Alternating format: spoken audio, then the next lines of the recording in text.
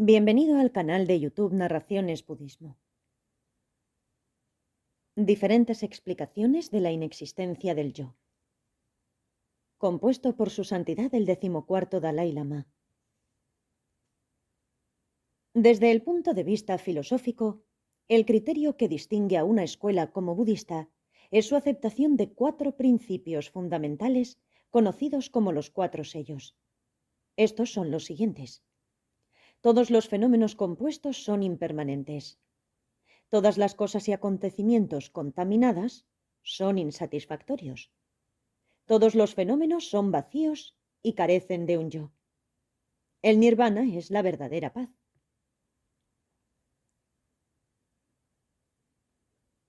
Cualquier sistema que acepte estos 4 sellos es filosóficamente una escuela de pensamiento budista. No obstante, es en las escuelas del Mahayana, Chittamatra y Madhyamaka donde el principio de la inexistencia del yo, la vacuidad de la autoexistencia, se explica en su nivel más profundo. Tal como hemos visto, hay 2 enfoques principales del concepto de la inexistencia del yo, el Hinayana y el Mahayana. Las escuelas del Hinayana o vehículo individual, Vaibhasika y Sautrantika, se adhieren al concepto de la inexistencia del yo de la persona, tal como se enseña en la primera vuelta, mientras que las escuelas del Mahayana adoptan el concepto más amplio de la inexistencia del yo, indicado en los sutras de la sabiduría que se enseñan en la segunda vuelta. Para apreciar la diferencia de sutileza existente entre estas 2 visiones de la inexistencia del yo, examinemos nuestras propias experiencias y las maneras en que nos relacionamos con los demás y con el mundo. Por ejemplo, cuando utilizo este rosario pasando sus cuentas o jugando con él, tengo el sentimiento natural de que es mío. Hay cierto grado de aferramiento y apego basado en esta idea de lo mío. Si examinamos el apego que sentir por vuestras posesiones, encontraréis que hay diferentes niveles de apego. Incluso nuestra experiencia de un único estado emocional, tal como el apego, está compuesta por complejas redes tejidas entre diversas experiencias emocionales y cognitivas. En un determinado nivel, sentimos como si hubiese una persona substancialmente existente, autosuficiente. Esta persona aparece como algo totalmente independiente, una entidad separada de mi cuerpo y de mi mente, y el rosario es percibido como perteneciente a este yo unitario, fijo e independiente. Sin embargo, mediante la meditación, cuando uno comienza a percibir la ausencia de tal persona autosuficiente y substancial, también empieza a deshacer gradualmente la fuerte atadura de su apego hacia los amigos y posesiones. Con esta técnica, uno supera apegos intensos y aflictivos, aflojando su adhesión a su propia identidad fija como sujeto. Esto tiene un efecto claramente liberador.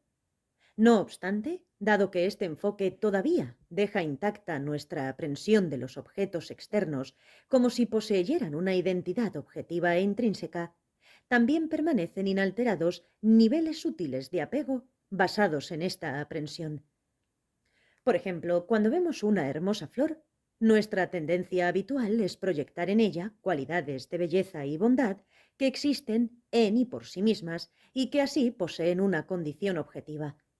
Por lo tanto, en la segunda vuelta de la rueda, el Buda amplía el principio de la inexistencia del yo, de modo que comprende toda la extensión de la realidad, todas las cosas y acontecimientos. Solo asimilando profundamente el principio universal de la vacuidad, podemos superar todos los niveles de nuestros estados mentales ilusorios. Podemos apreciar este punto reflexionando sobre la afirmación que hace Chandrakirti en Madhyamakavatara, entrando en la vía del medio. Dice así: el meditador que ha captado la ausencia de un yo, simplemente como la no existencia de un yo eterno, no comprenderá la realidad de la forma y los otros, agregados tales como se expresa en la verdad del significado superior. Debido a ello, el apego y las demás aflicciones todavía se producirán, pues surgen a causa de la aprensión errónea de la forma, y él no habrá comprendido la naturaleza, es decir, la vacuidad de la forma y de los demás agregados. En este pasaje, Chandrakirti dice que la doctrina de la inexistencia del yo, tal como se expone en las escuelas inferiores o Hinayana, de los principios budistas, no es completa, ya que según estas escuelas, el principio se limita solo a la persona y por lo tanto solo es relevante en lo que se refiere a la identidad personal. Además, esta inexistencia del yo se entiende solamente desde el punto de vista de la ausencia de una persona substancialmente existente que posee una identidad clara y autosuficiente. Sin embargo, como dijimos antes, aun cuando uno alcance la comprensión de este nivel de la inexistencia del yo, todavía es incapaz de superar el apego sutil a los objetos externos y, por consiguiente, también a su propia identidad. Aunque todas las escuelas budistas aceptan el principio de la inexistencia del yo, hay diferencias importantes en su manera de entender la doctrina. Comparada con las de las escuelas inferiores, la presentación de la inexistencia del yo que ofrecen las escuelas superiores del pensamiento budista es más profunda. La toma de conciencia de la inexistencia del yo, tal como la entienden las escuelas inferiores, no constituye una comprensión plena del principio. La razón de ello es que aunque uno pueda haber comprendido que la persona carece de una existencia autosuficiente y substancial, esto aún le permite agarrarse al propio yo como si poseyera una identidad intrínseca o tuviese existencia de modo inherente.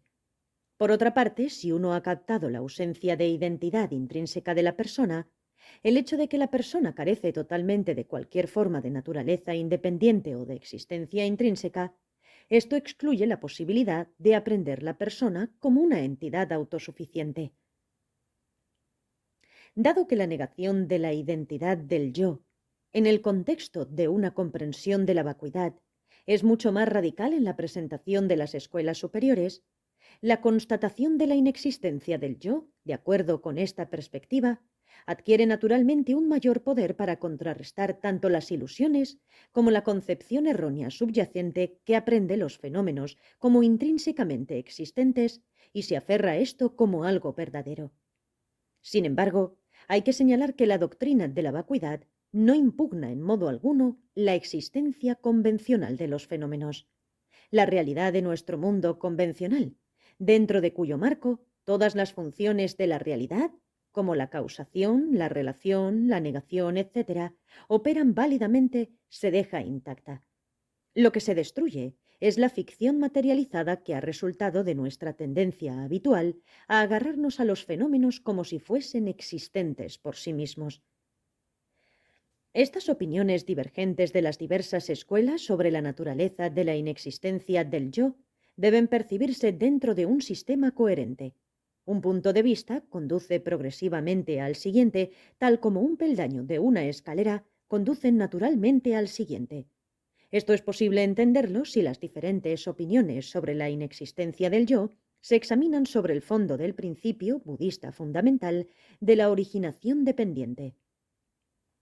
En el presente contexto, la originación dependiente se refiere al principio de interdependencia que gobierna la relación entre las causas y sus resultados, especialmente aquellos que producen nuestra experiencia del sufrimiento y la felicidad.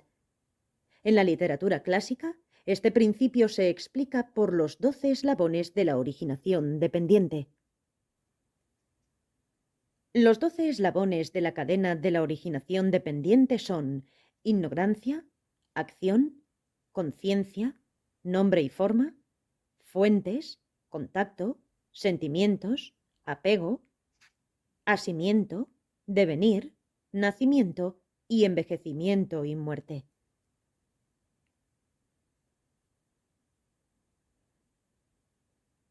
Todos juntos, estos eslabones constituyen los factores que completan una ocasión de nacimiento en una existencia condicionada kármicamente, o con otras palabras, en el samsara. El principio de la originación dependiente es fundamental en la cosmovisión budista, y cualquier interpretación de la doctrina de la inexistencia del yo que no perciba la vacuidad desde el punto de vista de la originación dependiente nunca puede ser completa. De hecho, cuanto más sutil sea nuestra negación de la verdadera existencia, más intensa será nuestra convicción de la eficacia del mundo relativo. En esencia, una comprensión auténtica de la vacuidad reafirma nuestra convicción respecto a la naturaleza interdependiente de las cosas y los acontecimientos, y esta comprensión de la interdependencia refuerza nuestra constatación de la vacuidad de todos los fenómenos.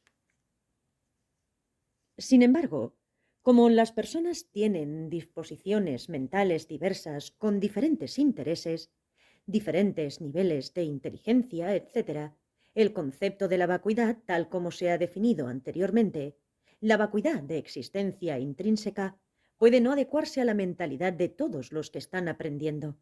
Es posible que para algunos la ausencia de existencia intrínseca significara literalmente la no existencia. Si esto ocurriera, existiría el grave peligro de caer en el extremo del nihilismo. Considerando este peligro, el Buda también enseñó concepciones menos sutiles de la inexistencia del yo, que pueden conducir hábilmente al practicante a reconocer a la larga la doctrina más sutil de la vacuidad.